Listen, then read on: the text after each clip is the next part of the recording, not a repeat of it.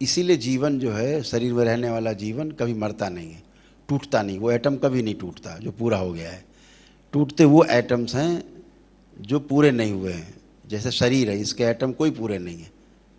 कोई भी आखिरी ऑर्बिट पूरा नहीं होता। 32 जहाँ पर है, तो जहाँ पूरा नहीं है वो टूटेगा जरूर, विध्वंस होगा उसका। तो शरीर का विध्वंस हो जाता है, फिर से सृजन होता है, फिर विध्वंस होता है। लेकिन जीवन का विध्वंस नहीं होता है, क्योंकि उसका ऑर्बिट पूरा है। उस पूरे ऑर्बिट के कारण ही जीवन कभी मरता नहीं है। हाँ, महापुरुषों ने कहा कि जीवन कभी मरता नहीं, लेकिन नहीं, जीवन टूटता है। आत्मा कभी मरती नहीं है। जीवन में जो आत्मा है, आत्म तत्व है जो केंद्र में है, वो कभी नहीं टूटती। जीवन तो दरबार के देखे, मैं पहले खुद भ्रमित होता था। जब मैंने जीवन को टूटते हुए देखा, तो मैंने तो सुना था अपने नागराज जी से कि जीवन कभी टूटता नहीं, जीवन अमर है। लेकिन मैंने जीवन को टूटते हुए देखा। फिर मैंने रोज वो बाबा ने करना सिखाया, तोड़ना सिखाया जीवन को। आपकी जीवन से बाकी चीज़ें, जो 5 चीज़ें हैं, आत्मा को छोड़ के बाकी तोड़ के अलग कर देने की व्यवस्था दरबार ने दी। तो दरबार इसीलिए बुद्धि, चित्त, वृत्ति और मन पे नियंत्रण कर लेता है। आपके गंदगी हटा करके नष्ट कर देता है, शुद्धि करता है। जो जीवन बाहरी जीवन है, जो आपको तंग करते हैं, वो ऊर्जा दरबार उनको क्षण में आत्म तत्व अलग करके उनकी बुद्धि, चित्त, वृत्ति और मन को नष्ट कर देता है। और वो फिर लाखों वर्षों के पीछे की चले जाते हैं। उसमें कभी कीड़े मकोड़े बनेंगे, फिर से पैदा होंगे, और लाखों करोड़ों वर्ष लगेगा उनको मानव शरीर पाने में। तो वो दरबार तोड़ देता है। जैसे कार है, इंजन है, लेकिन 4 टायर निकाल लिए चारों, तो गाड़ी ये पड़ी हुई। इंजन घुर्र घुर्र स्टार्ट करते रहो, कहीं नहीं जाने वाला। आत्मा दृष्टा है, केवल देख रही, इधर उधर कर कुछ नहीं सकती, क्योंकि शरीर नहीं है तो कैसे करेगी। वो तो दृष्टा है, वो साक्षी है। तो जीवन टूटता है अलग अलग हिस्सों में, लेकिन आत्मा कभी टूटती नहीं है। आत्मा सदैव अमर है, क्योंकि वो अमरता का पार्ट है। वो उसका पार्ट है जो है ही नहीं, वो शिव का पार्ट है। तो जो शिव का पार्ट है वो शव की तरह है, लेकिन होश पूर्वक है, होश में है। तो जैसे हमारे आपके बीच में स्पेस है, अभी हम आप एक दूसरे को देख पा रहे हैं। अगर हमारे और आपके बीच में ये स्पेस ना हो तो सब एक दूसरे में चिपक जाएंगे, तो कैसे देखोगे, एक पिंड बन जाएंगे तुरंत। तो हम और आप एक दूसरे को इसीलिए देख पा रहे हैं क्योंकि हमारे और आपके बीच में एक निश्चित और अच्छी दूरी बनी हुई है। अभी धरती और चंद्रमा के बीच की दूरी, चंद्रमा और सूरज के बीच की दूरी, बाकी सभी ग्रह, गोल, नक्षत्र, सबके बीच की दूरियां जो हैं वो एक निश्चित और अच्छी दूरी कायम है। इसलिए सब व्यवस्था में है। कोई चीज़ एक दूसरे को खींच नहीं रही है, एक दूसरे को तोड़ नहीं रही है, एक दूसरे को नष्ट नहीं कर रही। सब को एग्जिस्टेंस है, सारा सह अस्तित्व पर है, एक दूसरे को सपोर्ट कर रहे हैं सभी। तो जो सपोर्ट करते हैं, जैसे आपके शरीर के अंग हैं, एक दूसरे को सपोर्ट करते हैं। एक आँख दूसरी आँख को सपोर्ट कर रही है, एक नासा छिद्र दूसरे को सपोर्ट कर रहा है। कभी ये चलता है, कभी ये चलता है। मस्तिष्क शरीर को कंट्रोल कर रहा है, शरीर अपनी बात बता रहा है मस्तिष्क को कि मुझे ये कष्ट है। मस्तिष्क उस कष्ट को हटाने की कोशिश करता है, तमाम शरीर के रस रसायनों के द्वारा उत्पत्ति करके भेजता है वहाँ स्थान पे। तो ऐसे एक व्यवस्था बनी हुई है। अगर आपका हाथ ऐसे से आप उंगलियाँ कर रहे हैं तो इसलिए कर पा रहे हैं कि व्यवस्था है, क्योंकि इसके बीच में एक निश्चित और अच्छी दूरी हर पोर पोर में बनी हुई है। हर जगह एक निश्चित और अच्छी दूरी हर जगह बनी हुई है, इसलिए मूवमेंट हो रहा है। अगर ये निश्चित और अच्छी दूरी कम या ज़्यादा हो जाती है तो दर्द आने लगता है। कोई हाथ पकड़ के खींच दे तो अब निश्चित और अच्छी दूरी यहाँ से कम हो गई तो अब दर्द आ गया। तो इसी तरह से जब वो निश्चित और अच्छी दूरी, गांव के आदमी क्या करते हैं, ले जाते हैं, भाई पैर उखड़ गया है, हड्डी उखड़ गई है। तो गांव में हमारे सब बुजुर्ग ऐसे रहते हैं, आप जाओ, आपको बात करते करते आपको पैर घुमा देंगे टक से, आपको और बस फिर ठीक, आप कोई कष्ट है नहीं, अब तो नहीं है। तो हड्डी बिठा दी उन्होंने, तो वो कहते हड्डी बिठा दी। तो ऐसे निश्चित और अच्छी दूरी कायम कर दी है। तो जब भी निश्चित और अच्छी दूरी कम ज़्यादा होती है तो रोग दिखते हैं, कष्ट दिखते हैं। तो व्यवस्था में ऐसे ही सब बना हुआ है। तो कष्ट नहीं होते।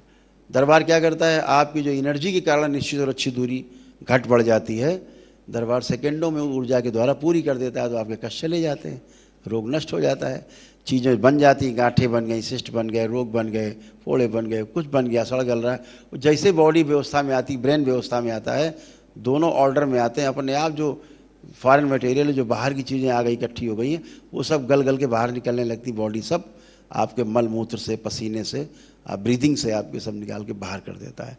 यही 4 रास्ते हैं। तो इस तरह से आप धीरे धीरे जब समझते जाएंगे, तो समझदारी से अपने शरीर को चलाते जाएंगे, तो बहुत अच्छा रहता है। जब हम कहते हैं कि साधक जो है, अगर सूर्यास्त के पश्चात सूर्यास्त हो जाए, तो फिर समझ लो कि भाई हमारे लिए खाने की कोई चीज़ नहीं है, भोजन नहीं। जब पक्षी सो गए, जो भी खा पी के पक्षी सो जाते हैं, हम सबसे ज़्यादा श्रेष्ठ और समझदार प्रकृति के साथ में चलने वाले तो पक्षी हैं। सूर्य के साथ ही जीवन है। सूर्य अस्त जीवन मंद पड़ने लगता है, सूर्य उदय एकदम पक्षियाँ चहचहाते हुए पक्षी जाते हैं। सुबह ब्रह्म मुहूर्त में दरबार रुद्राभिषेक शुरू कर देता है, ऊर्जा का, नई ऊर्जा के साथ आपका फिर से सृजन होता है, ऐसे होता रहता है। तो आपको आनंदित महसूस होता है, बहुत आनंद होता है सुबह सुबह उठ के। क्यों हो रहा है कि आप ऊर्जा को, नई ऊर्जा को, नई उमंग को महसूस कर पाते हैं। आपको पता होना चाहिए कि हम हमेशा सृजन और विध्वंस के झूले में झूलते रहते हैं। आपको शायद ये पता हो करके आपको और अच्छा लगे कि आप रोज़ मरते हैं और रोज़ पैदा होते हैं। ऐसा कोई दिन नहीं है जिस दिन आपकी मृत्यु नहीं होती। साधक को हमेशा ध्यान रखना चाहिए, जैसे मैंने कल भी कहा कि अपना शमशान अपने साथ लेके चलना चाहिए। हम कोई भी काम करें, अपने शमशान को ध्यान में रख के करें कि वो मेरा आखिरी शरण वही है, शमशान जो सबसे पवित्र है। जब सब लोग साथ छोड़ देते हैं, तो केवल शमशान ऐसा स्थान है जो आपको साथ देता है। घर वाले भी साथ छोड़ देते हैं, जल्दी निकालो बाहर, मिट्टी सड़ जाएगी, गल जाएगी, बदबू आएगी, जल्दी। तो शमशान ही आपको, शिव का जो अखाड़ा है वही आपको रास्ता, जगह देता है, शरण देता है। तो रोज़ आपकी मृत्यु होती है, ये साधक को, हर साधक को ध्यान रखना चाहिए। रोज़ आपका नया जन्म होता है। जब आप बिस्तर पे सो जाते हो, ये आपकी छोटी मृत्यु है। रोज़ आपकी मृत्यु होती है, कहाँ रहते पता नहीं, सवेरा पता नहीं आँख खुलेगी कि नहीं, मृत्यु है। आँख खोलते हो, फिर जन्म होता है। ये छोटी मृत्यु है और छोटा जन्म है जो प्रतिदिन होता है। इस मृत्यु को और इस जन्म को अगर आप याद रखेंगे, आपके जीवन में खुशियाँ जो हैं हिलोरे मारेंगी। तो आप प्रयोग करके देखो, रात में कोई एक विचार लाओ, सोते समय चिंतन करो एक चीज़ का। जैसे बाबा माँ हैं, दरबार हैं, भोलेनाथ हैं, किसी का भी आप चिंतन करें। आप किसी का चिंतन करें, बच्चे के बारे में अगर चिंतन कर रहे हैं तो किसी के बारे में आप देखना। कोई समस्या को चिंतन कर रहे हैं, नहीं आपको दृष्टा भाव है, तो जो सांसारिक लोग हैं समस्या को सोचते सोचते सो जाते हैं, सोचते चलो सुबह तक ठीक हो जाएगा, नहीं होता। रात भर वो समस्या वाली फाइल खुली रहती है, चलती रहती है, और उसी से बीपी बढ़ गया, कुछ हो गया, मृत्यु हो जाती है। आदमी को पता ही नहीं हुआ क्या, बोले बड़े हंसी खुशी सोए थे, ऊपर से हंसते हुए अंदर से समस्या। तो जब सुबह उठते हैं आप, कभी करके देखिए आप, तो जब आप सुबह, आपकी सबसे पहले आँख खुलेगी, तो वही विचार आपको सबसे पहले आएगा जिसको आप रात्रि में विचार करते हुए सोए थे। सबसे पहला विचार वही आएगा। जैसे कहते हैं ना महापुरुष की, जो हम अंतिम इच्छा होती है हमारी मृत्यु के समय, उसके अनुसार ही हमारा अगला जन्म तय होता है। जैसी इच्छा होती है मरते समय, वैसे ही अगला जन्म तय होता है। तो जो कुत्ता बिल्ली तमाम पालते हैं, मरते समय कुत्ता बिल्ली का ख्याल आया, प्रेम आ गया, तो फिर कुत्ता ही बिल्ली बनना है। ध्यान रखिए, इसमें कोई क्षमा नहीं है, सृष्टि नियम से चलती है।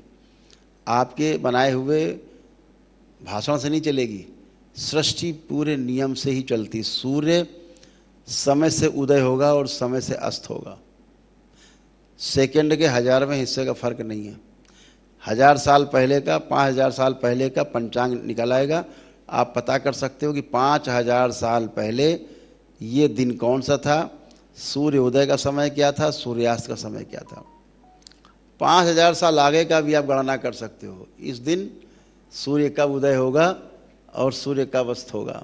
यहाँ ज्योतिषाचार्य हमारे बीच बैठे हैं, कई दरबार के शंकर सेना के जो अध्यक्ष हैं आसाम के, वो भी ज्योतिष का ज्ञान रखते हैं, तो उनके अंदर गणना चल रही है। बात तो ठीक है।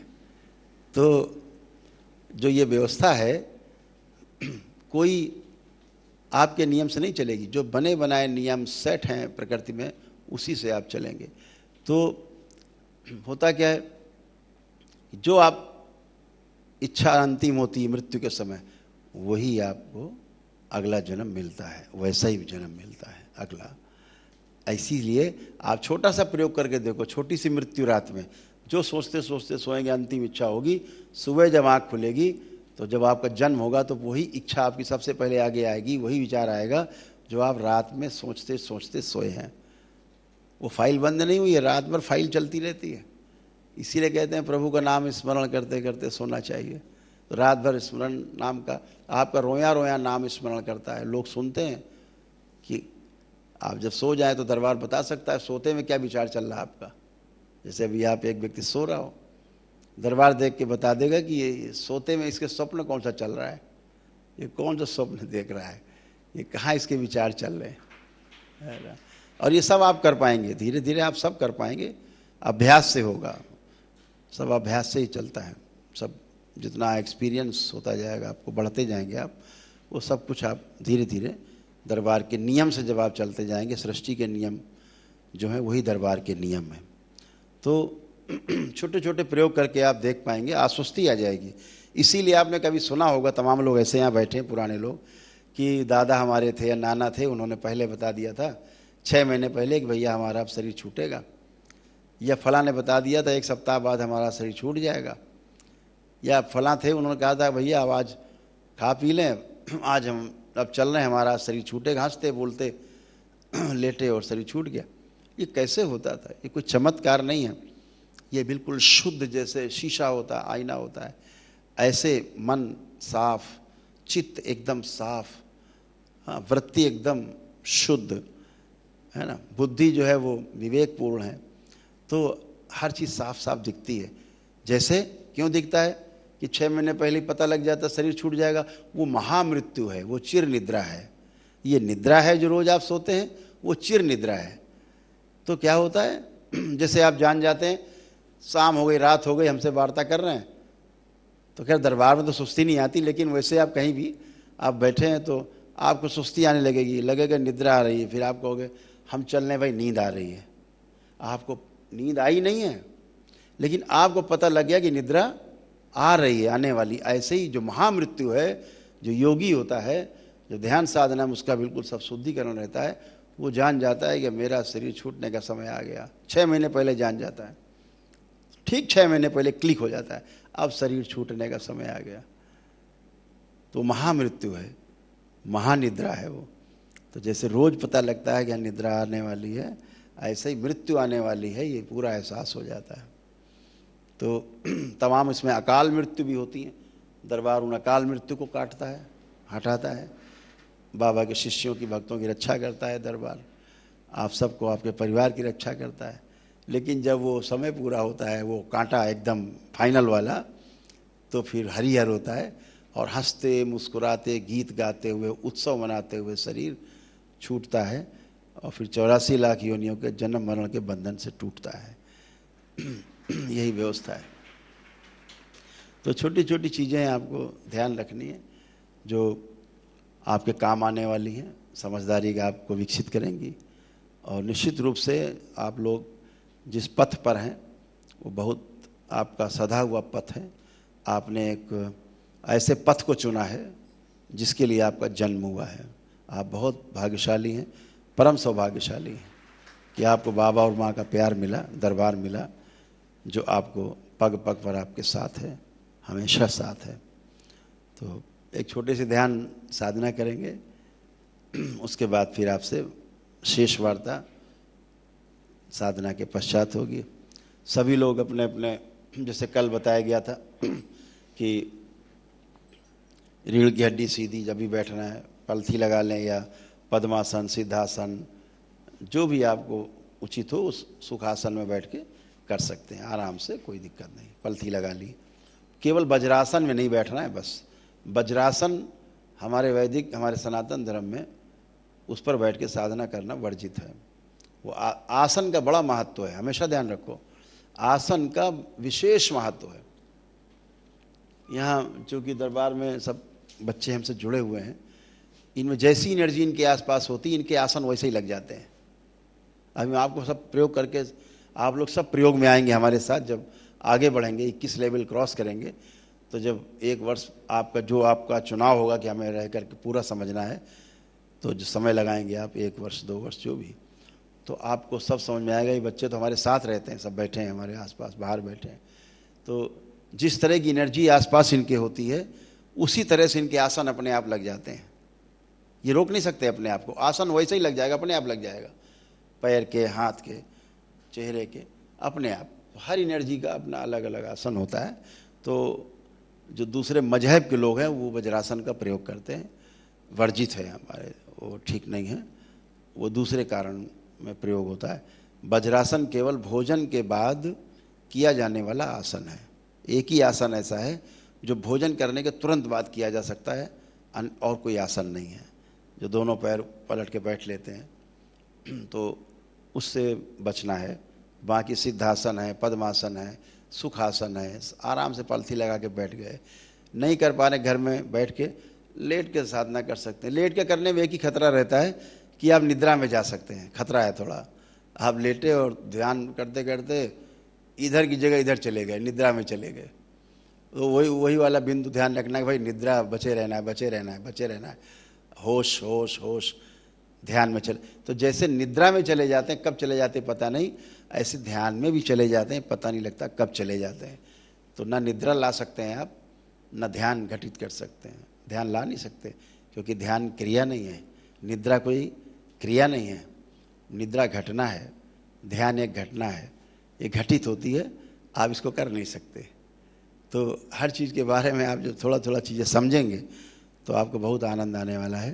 तो रीढ़ की हड्डी हमेशा सीधी रहे, और हमेशा चेहरे पर जब आप ध्यान साधना करने बैठते हैं तो हल्की सी ऐसे वाली मुस्कुराहट नहीं होनी चाहिए, मुस्कान होनी चाहिए। मुस्कुराहट में, मुस्कान में थोड़ा फ़र्क है। मुस्कान ऐसे लगता है, देखने से लगेगा हाँ चेहरा कुछ प्रसन्नचित है, मुस्कुराहट में लगेगा कुछ चिढ़ा रहा है ये आदमी। तो मुस्कान आनी चाहिए, और जब चेहरे पर मुस्कान होगी तो मैंने जैसे बताया कि आप किसी के बारे में गलत सोच भी नहीं सकते। आप करके देखो कभी, आप चेहरे पे मुस्कान लाओ और किसी आदमी को गाली बकना हो आपको, आप गाली नहीं बक सकते।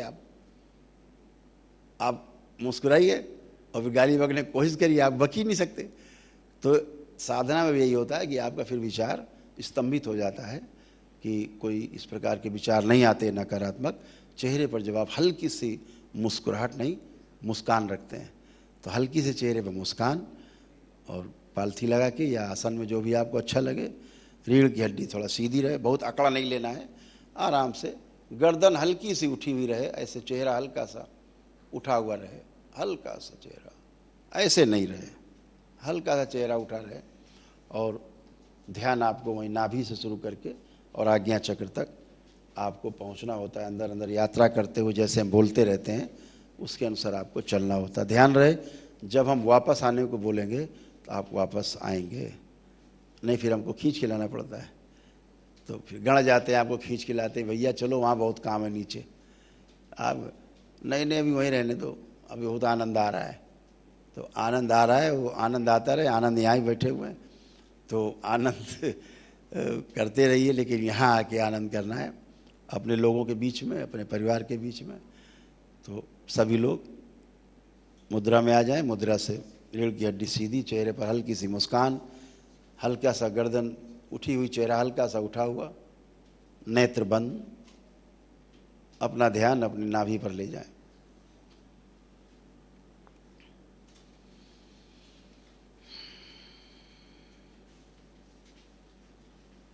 गहरी गहरी 3 बार श्वास लें और छोड़ें।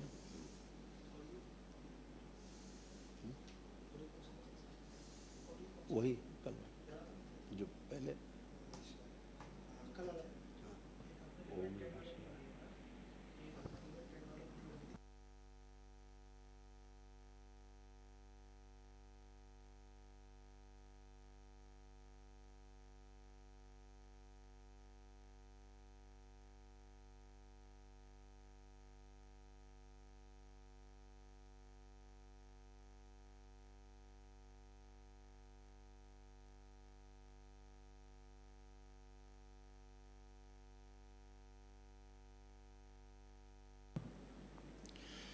अपना अपना ध्यान अपने आज्ञा चक्र पर ले जाएं।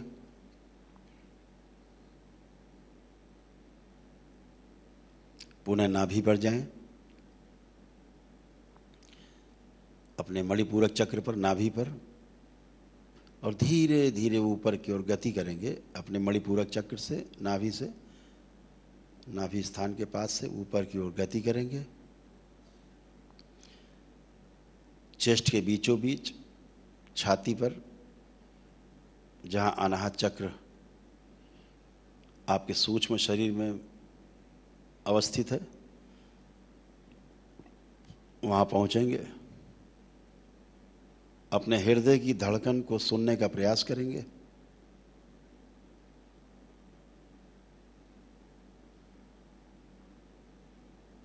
अपनी श्वासों को, आती जाती श्वासों को ध्यानपूर्वक देखने का प्रयास करेंगे।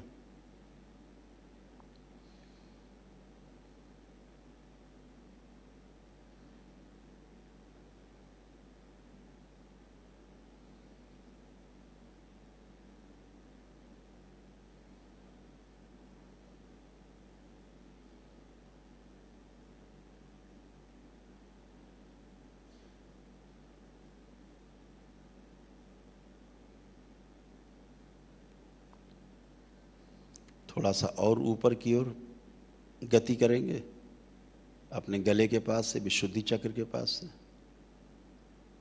और ऊपर गति करें। धीरे धीरे मुंह से, नाक के ऊपर से होते हुए दोनों भौहों के मध्य में, जहां माताएं बहनें बिंदी लगाती हैं, आज्ञा चक्र पर, कूटस्थ पर अपना ध्यान केंद्रित करेंगे। अपने आज्ञा चक्र पर, कूटस्थ पर अपना ध्यान केंद्रित करें।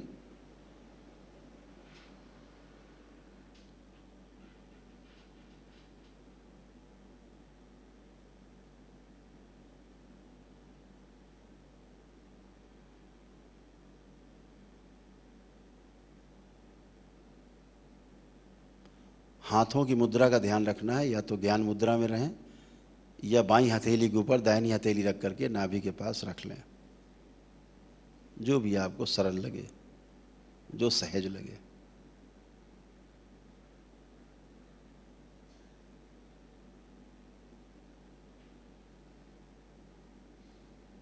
जैसे भंवरा गुनगुनाता है, नाक से एक आवाज निकलती है ना, ऐसी आवाज, तो बस ये हम जैसे बोलेंगे तो एक बार पूरी श्वास खींच के और एक बार में धीरे धीरे करके गुंजन करते हुए निकाल देनी, और फिर शांत होकर बैठ जाना। ध्यान कहाँ रहेगा?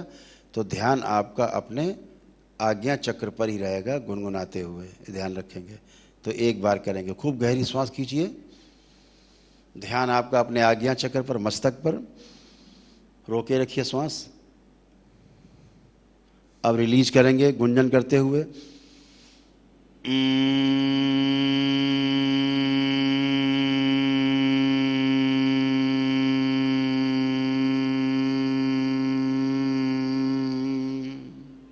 रोके रखेंगे, श्वास नहीं लेंगे। फिर खींचिए श्वास।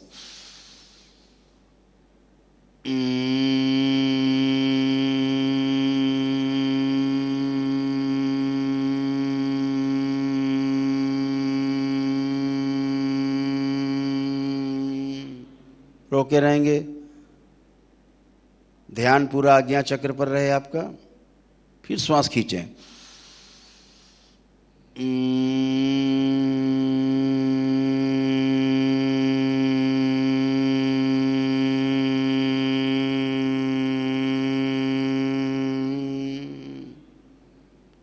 श्वास लें आराम से, 3 बार श्वास लेके छोड़ें, खींचे और छोड़ें, गहरी गहरी श्वास लेके छोड़ें 3 बार।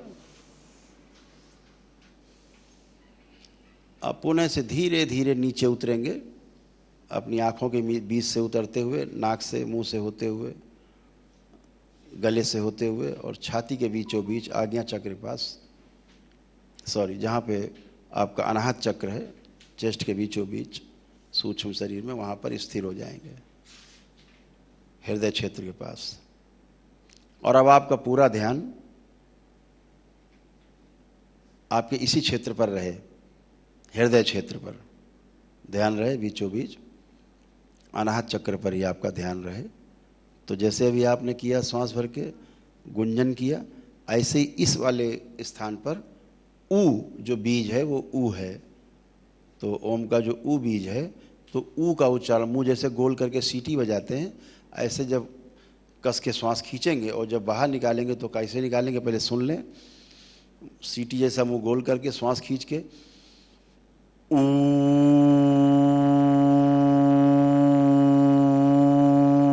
ऐसे निकालना है।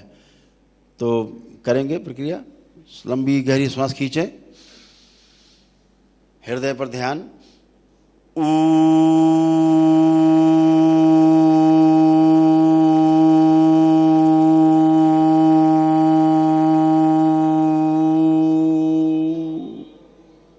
श्वास रोक के रखेंगे, ध्यान पूरा हृदय क्षेत्र पर, अनाहत चक्र पर, पुनः खींचे श्वास।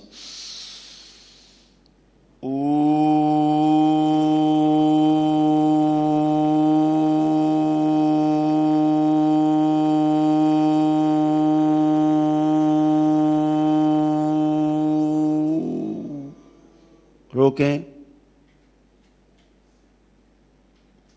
फिर श्वास खींचे ध्यान रखते हुए हृदय क्षेत्र पे।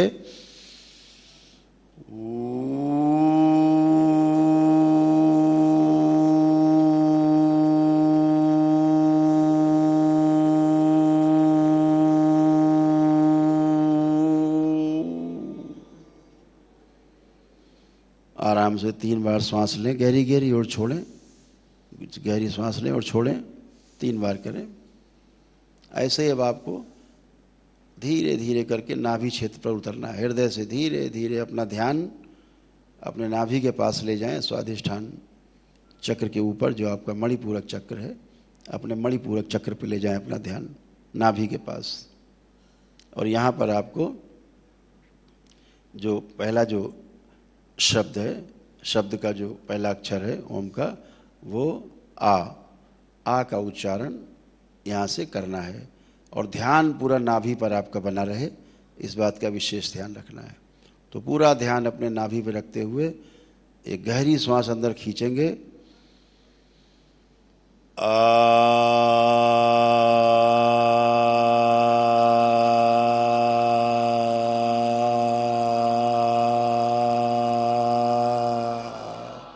रोकेंगे, श्वास अंदर नहीं खींचेंगे, फिर श्वास भरें और खींचें, ध्यान नाभि पर।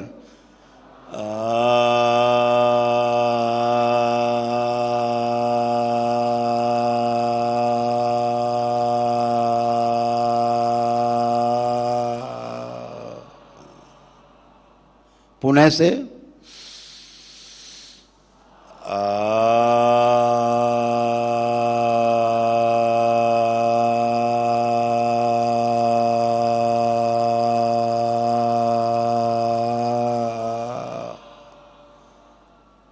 तीन बार श्वास लें, गहरी गहरी, और छोड़ें, रिलैक्स करें।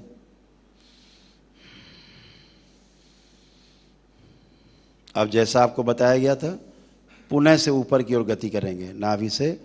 अब मैं बोलूँगा नहीं, जैसे आप गए थे पहले वैसे धीरे धीरे नाभि से चलते हुए चेस्ट के पास से, अनाहत चक्र से गुजरते हुए, विशुद्धि चक्र से गुजरते हुए गले के पास से, और धीरे धीरे अपने मस्तक के बीचों बीच जहाँ माताएं मैंने बिंदी लगाती हैं आग्नेय चक्र पे, वहाँ पर स्थिर हो जाएंगे।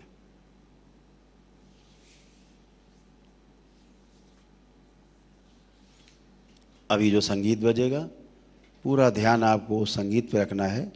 संगीत बजते बजते जब बजता रहेगा तो एक समय ऐसा भी आ सकता है, हो सकता है आपको संगीत सुनाई देना बंद हो जाए, आप संगीत ही ना सुन पाएँ।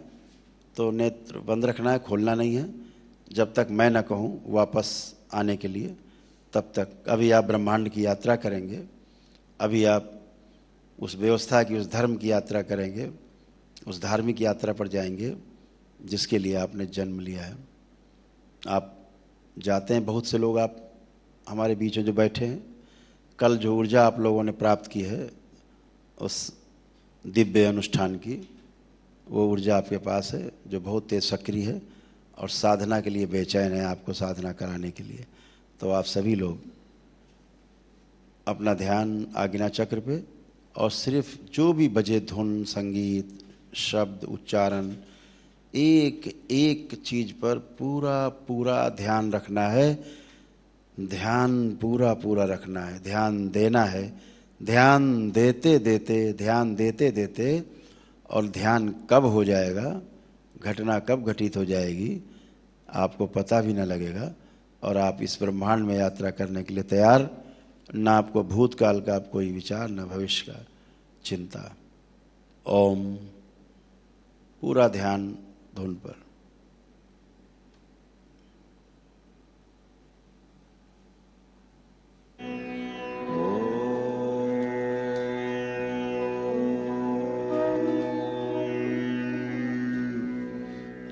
नमः शिवाय।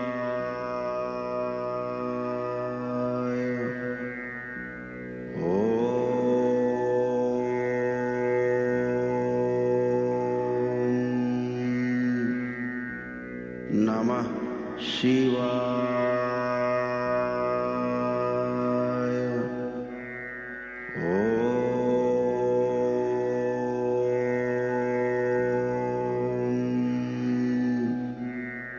नमः शिवाय।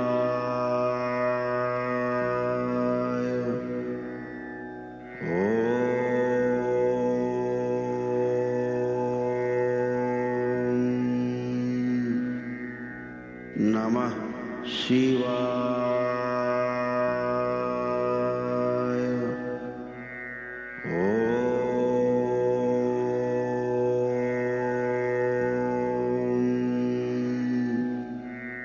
नमः शिवाय।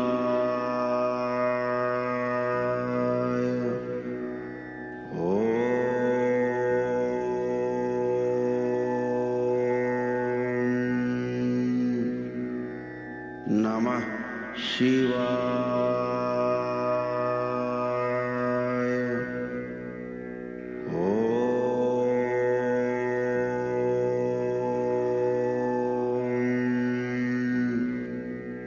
नमः शिवाय।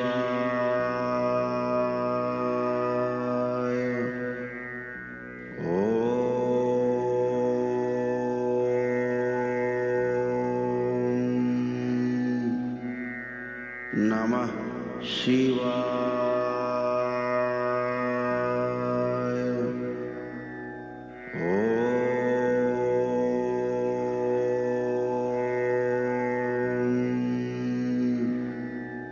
नमः शिवाय।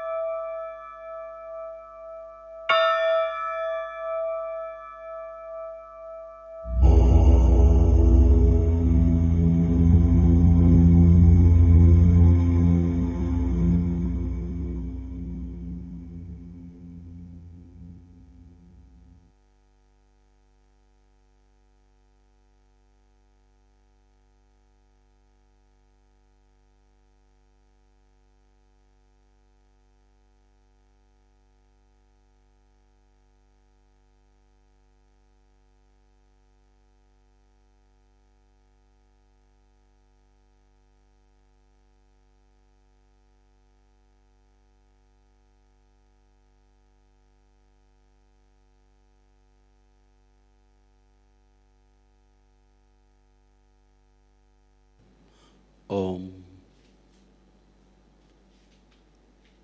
सभी लोग धीरे धीरे वापस आएंगे अपने अपने शरीरों में यथास्थान। दरबारी ने अपने अपने स्थान पर विराजे। दरबार के बनाए हुए स्थान पर कुंडलिनी में अपने स्थान पर विराजे।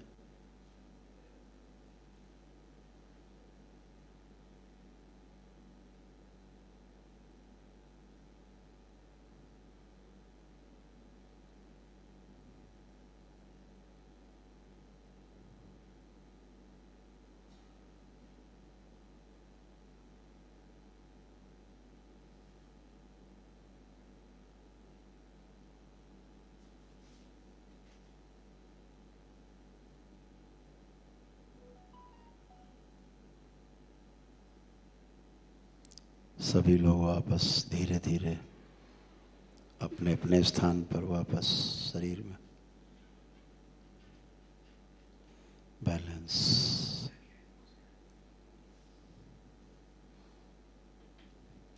आंखें बंद रहेंगी। अपने कंधे अपने हाथ पैर धीरे धीरे हिलाने की कोशिश करें। अपने शरीर को थोड़ा सा हिलाने की कोशिश करें। बैलेंस। दोनों हथेलियां आसमान की ओर ऊपर उठाएं। एक लंबी गहरी श्वास अंदर खींचें और ओम की ध्वनि का लंबा उच्चारण करें। ओ।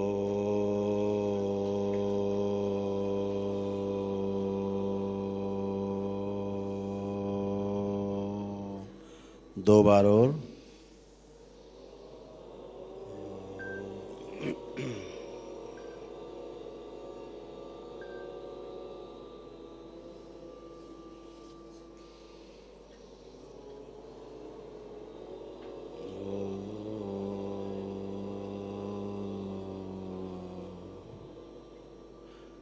तीन बार ओम नमः शिवाय का उच्चारण।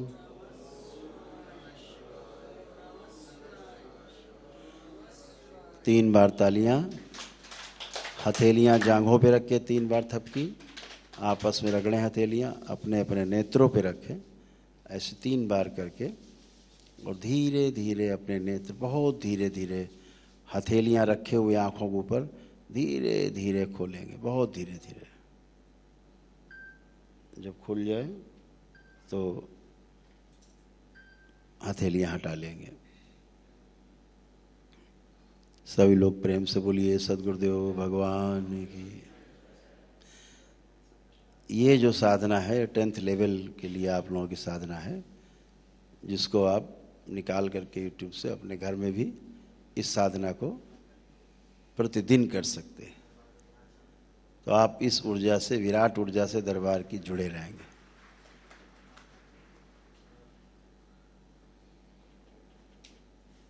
आपने अभी ध्यान की गहराइयों में गोते लगाए हैं।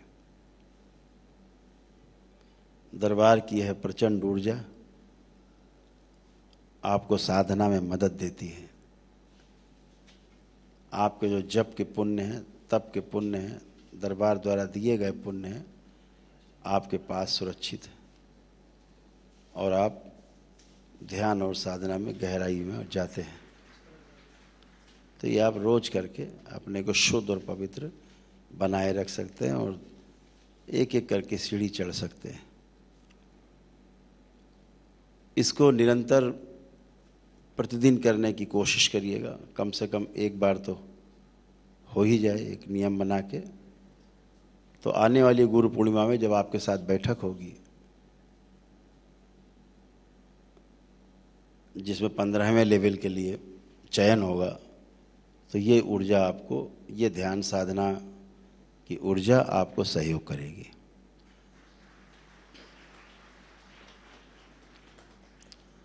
और जैसा कि आप लोग हमेशा ध्यान रखो, जो भी तंत्र के साधक हैं, जो तंत्र क्रिया योग में दरबार से दीक्षित हैं, आप जैसे लोग, वो किसी लेवल में हैं, अगर सप्ताह में एक बार घर में दरबार की जो सिद्ध अगियारी है कर देते हैं तो बहुत अच्छा रहता है। नहीं कर पाए तो 15 दिन में करें, महीने भर में करें, एक अग्यारी जैसे इसकी क्षमता हो वो जरूर कर सकते हैं। जिनके बिजनेस व्यापार हैं और बड़ा काम है, बहुत लोगों से मिलना जुलना रहता है दिन भर, वो अगर रोज़ कर पाएंगे तो और बेहतर होगा।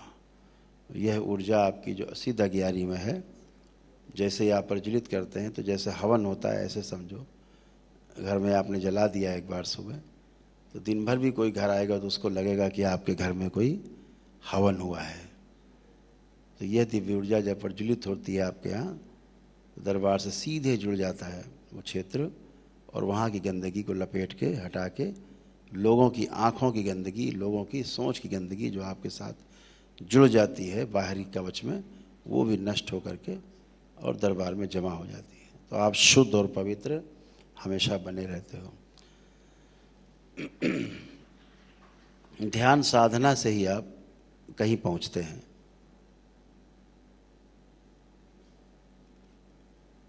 अभी तो रास्ते में है, लक्ष्य है, भी आगे लक्ष्य है, अभी रास्ते पर हैं आप सभी। एक एक कदम सधा हुआ होना चाहिए। विचार उठते ही हैं, उठते रहेंगे, भाव आते हैं, आते रहेंगे, इन्हें रोका नहीं जा सकता। लेकिन ये सारे आपकी वृत्ति के अनुसार होंगे। आपके चित्त में जो स्मृतियां हैं उनके अनुसार आपके भाव और विचार आएंगे। तो आपका सारा ध्यान इस पर रहे कि हमारी जो स्मृतियां हैं वो गलत न बनने पाएँ और हमारे चित्त में वो संग्रहित ना होने पाएँ, इकट्ठी ना होने पाएँ, क्योंकि आपकी स्मृतियों के अनुसार ही फिर आपका संसार बनता है। तो स्मृतियों पर विशेष ध्यान देना है, अपने चित्त पर विशेष ध्यान देना है, क्योंकि चित्त की जो दृष्टि है हमेशा वृत्ति पर रहती है। अगर चित्त आपका शुद्ध है तो वृत्ति पे उसका कड़ा अंकुश रहता है, और वृत्ति शुद्ध है तो वृत्ति की दृष्टि सीधे मन के ऊपर रहती है। तो मन आपका शुद्ध और पवित्र बना रहता है, और जब मन शुद्ध और पवित्र रहता है तो संसार में किए जाने वाले प्रत्येक कार्य आपके द्वारा हमेशा लोक कल्याण के ही कार्य आप कर पाएंगे, अच्छे कार्य कर पाएंगे आप। इस बात को हमेशा समझ लीजिए। और चित्त पर जो नियंत्रण होता है वो बुद्धि का नियंत्रण होता है। बुद्धि सीधे दृष्टि अपनी चित्त के ऊपर रखती है। आपका विवेक सबसे आगे रहता है। विवेक जो है ना, बुद्धि का आभूषण है। उस विवेक के अनुसार आप निर्णय लेते हैं, चित्त में संग्रह होता है। और बुद्धि पर जो नियंत्रण होता है, बुद्धि पर जो सीधी दृष्टि होती है, वो आत्मा की होती है। आत्मा बुद्धि पर दृष्टि रखती है। इसीलिए जब बुद्धि में किसी घटना का बोध हो जाता है तो बुद्धि जब उसको स्वीकार लेती है, बोध हो जाता है, उस बोध के अनुसार ही फिर आपका संकल्प होता है। उस संकल्प के अनुसार घटना घटित होती है, और जो आत्मा है उसकी साक्षी होती है, दृष्टा होती है। तो हमेशा आत्मा की दृष्टि बुद्धि पर, बुद्धि की दृष्टि वित्त आपके चित्त पर, और चित्त की दृष्टि आपकी वृत्ति पर, और वृत्ति की दृष्टि मन पर, और मन की दृष्टि संसार पर। ऐसे बन जाता है, एक सर्किल बनता है, घूम करके फिर आत्मा। तो इस प्रकार से आप चीज़ें देख पाते हैं, समझ पाते हैं, और धीरे धीरे देखते समझते जाएंगे, अनुभव होते जाएंगे। आप सबके साथ बहुत समय लगाना है। 15वें लेवल में जो लोग छट के आएंगे फिर उनके साथ बहुत समय लगाना है। तो एक काम आपको करना है, जब अगली बार आप आएंगे पूर्णिमा, गुरु पूर्णिमा में, तो अपना अनुभव जो है साधना का जरूर लिख करके लाएंगे। यदि आपको कोई अनुभव हो रहे हैं उसको लिखा, 1 पेज में आ जाए, 2 में आ जाए, 4 पेज में आ जाए, और एक फ़ोटो उसके ऊपर ज़रूर अपना लगा देंगे, और अपना नाम, एड्रेस, टेलीफोन नंबर जो भी है पहले ही लिख दिया, और फिर अपना अनुभव लिखा, एक इन्वेलप में, लिफाफे में बंद करके ऊपर अपना नाम लिख दिया और एड्रेस लिख दिया, और लेवल 10 साधक, ये आकर के दरबार में आप यहाँ पर जमा कराएंगे। जो सभी लोग आपके संपर्क में यहाँ पर हैं उनके संपर्क में दरबार में 9 नंबर काउंटर में भी आप जमा करा सकते हैं। वहाँ पर एक काउंटर में आपके लिए खुला रहेगा, तो वहाँ पर अपने जमा करेंगे। उन चीज़ों को, उन जो आपके पास लेखन होगा उसको केवल हम ही पढ़ेंगे, इसलिए उसको सील करके देना है। वो आपका कोई अनुभव पढ़ नहीं पाएगा। उसको मैं स्वयं पढ़ूँगा और फिर आपसे उसके अनुसार फिर वार्ता होगी, आपके साथ समय बिताएंगे। अभी तो इतना ही कहना चाहेंगे कि चूँकि गर्मी बहुत पड़ रही है, आप सभी गर्मी से बहुत बेहाल भी हैं। आप में साधना की इतनी ललक है कि गर्मी आपको कुछ बिगाड़ नहीं पा रही है, लेकिन फिर भी आपको इस तरह देखते हैं तो थोड़ा सा कष्ट होता। अभी आपने जो साधना की आपको अनुभव भी नहीं होगा कि आपने साधना की कहाँ पर है। केवल यही नहीं बैठे थे, कहीं और आप लोग थे, नीले गगन के तले,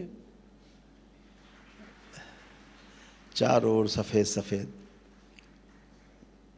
वहाँ थे सारे। तो स्थूल में कहीं है और सूक्ष्म में कहीं है।